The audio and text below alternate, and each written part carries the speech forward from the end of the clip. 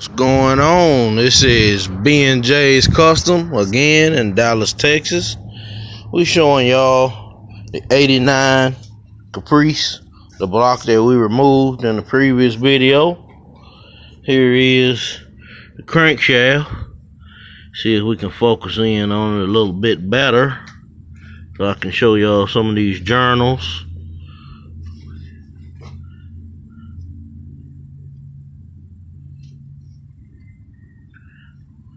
There are several scratches, indentions in on the journal. This is the next journal. Right now, I put these, there go two dents in there right there. Look right here. Big significant one right there. There's a big nick right here on the crankshaft journal.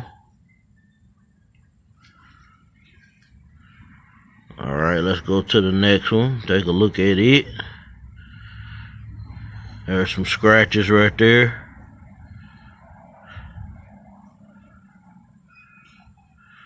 The bearings that we took out, they were in real bad shape. And those will be the bearings on the rods, the piston rods. But this is... And see, that one there has several scratches in it. Some of that is all, but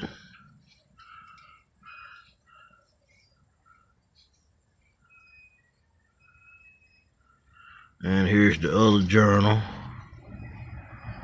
Just giving y'all a shot of that, but like I say, all of the bearings we took out, they had several scratches on them. We had already took it out and disassembled the engine before I start shooting this video, but the crank is, we can pull the crank out of there now. Let me close back in. You're gonna go ahead and pull the crank out. We already pulled everything loose and out of there. There go the pistons down here. I already took off the bearings and stuff and got rid of those, but here is the timing chain. That's brand new. The oil pump that's under it, that's all new. The muscle car oil pan, and there's the main caps right there. Just giving y'all a little update of this motor. This motor here, like I said again, this was a 4.8. It was supposed to be a 5.3. This motor was in real bad condition. That oil pan was new that we put on there, and when we got that oil pan out, there was a lot of sludge in the bottom of that pan. But again, like I say, the pan was new. So what ended up happening was all the old particles that was in the motor just ended up into the pan. Like this motor had a lot of wear, a lot of damage on it. As you can see, the cylinder walls, that's normal. But this wasn't a very healthy motor. This motor wouldn't have lasted that long. Of course, we had the thrust bearings that were bad, causing it to move around. So the crankshaft position sensor wasn't reading the pick that up one more time. Okay. I'm gonna show you. I'm gonna show y'all again what I was talking about. The crank sensor. The crank sensor. If you can see, the crank sensor slides in this hole right here. And this right here, what he got his fingers on, that's the reluctor wheel. And what happens is, as you can see, wish I had that. I don't remember what I did with that crank sensor, but I just wanted to show you what I was talking about in case anybody have these codes for this engine. And here we go, a crank sensor right here. When you put it in right here, I'm gonna show you. It gets real close to this crankshaft, and what it does is it reads the position of where the crank is. And if you got the bearings loose, or you got nicks on the crankshaft like I showed you, it will cause it to move around in there, throwing it out of whack. And then this crank sensor over here cannot read, and it doesn't tell the engine what position that the crank is in.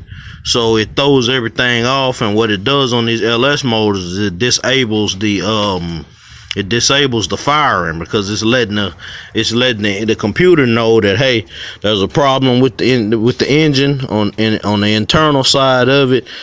Disable the firing so it won't cause any more problems, any more damage. So it's kind of a fail safe. But again, this is the crank sensor. This is where it goes in the block over here, and it just reads just like any other sensor. It reads on when these pass by, and it tells it pretty much where it's at. It kind of works just like that, and it just barely touches it, so the magnet inside picks up when that metal comes by there.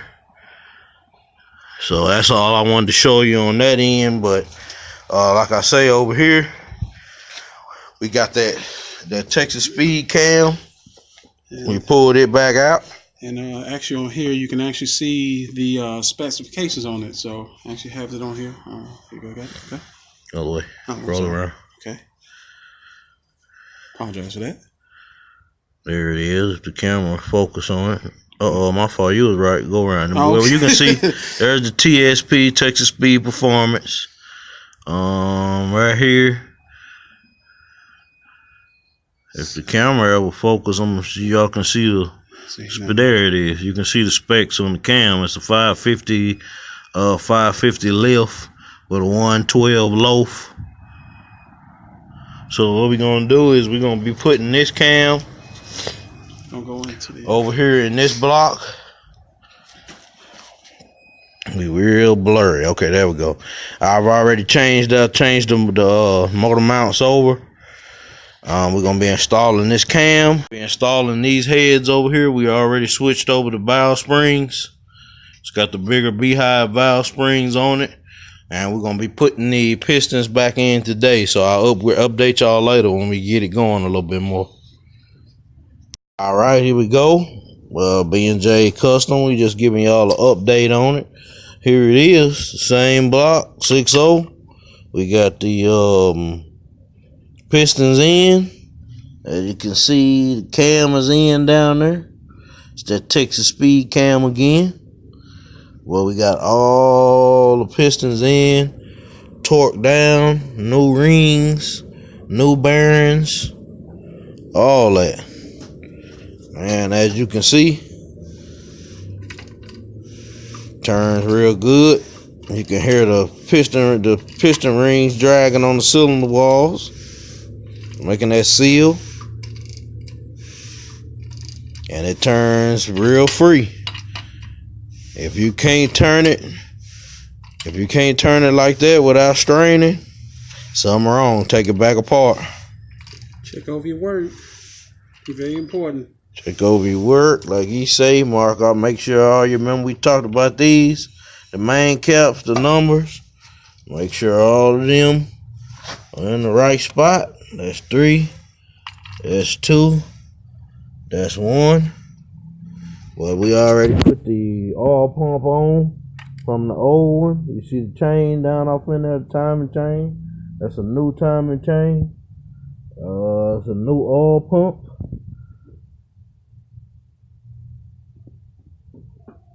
Oh, yeah, all right. It's a new oil pump right here. And the timing chain. So pretty much all this has been torqued down to the specs it's supposed to be. Mr. Jones will tell you the torques on them.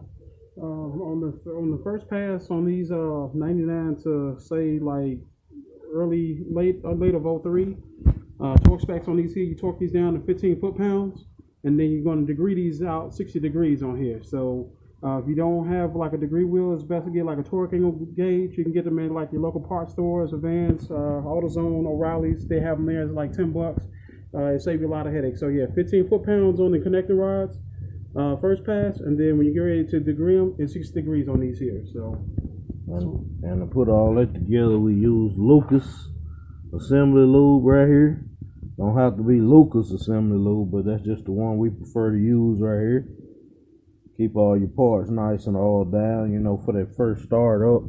It'll keep some fluid down there. Well, of course, you're gonna prime the the oil pump before you before you start it anyways. I think we're gonna do that a little bit earlier than later this time. But here it is. We're gonna be putting on the windows tray. We're gonna be sticking the oil pan on here, sealing that all up, and we're gonna be putting the heads on probably another day. But here they are right here. Here are the heads with the new beehive springs on them. These are 317 heads. They've been cleaned up, and the new springs been put on. The new valve springs been put on them. And I'm just giving y'all an update. We'll be finishing this up, putting this back together so we can throw it back in the 89 Caprice. I'll update y'all later on it. All right, here we go with another update. Just showing you all of the pistons in. The dots are pointing towards the front. Show you over here. All of the dots pointing towards the front. Got all of them in. Torque down. We got the rear cover on. It's not tight, but we got it on there. We got the front cover on with the timing chain, the oil pump, all that. You can see the cam down off in there. We also got the windows tray and the oil pump on. All that's finished, been torqued down under the bottom under there. Got all that's on. And we just installed the lifters. We got 16 new lifters in there. LS7 lifters in LS7 lifters. LS2 trays in here, so that's kind of what they put with these here when you rebuild these motors. So. And all of it brand new lifters, brand new trays. That's giving y'all an update of that. We're gonna go ahead and probably put the knock sensors on, the valley plate. Right here, the cam sensor go right there. You got an all pressure sensor that goes back here, and